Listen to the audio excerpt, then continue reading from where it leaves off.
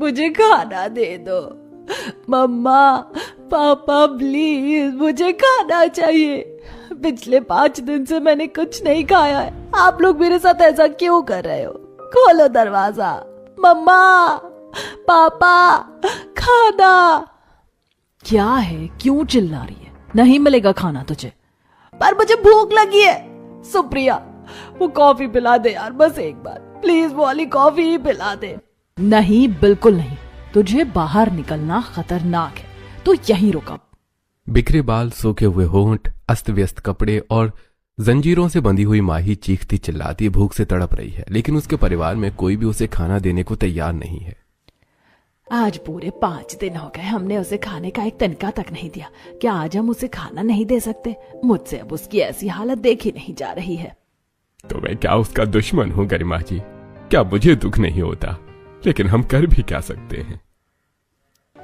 मुझे तो रोना आता है इसकी ऐसी हालत देखकर, लेकिन हम कर भी क्या सकते हैं? आपको याद है ना पिछली बार जब आप कल गए थे उसके रूम में तो क्या हुआ था?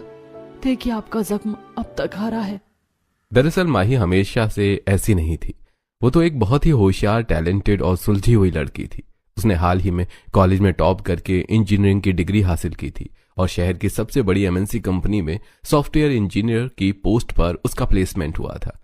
लेकिन फिर ऐसा क्या हुआ कि माही की हालत ऐसी हो गई? ये सब जानने के लिए हमें कहानी में कुछ महीने पीछे चलना होगा।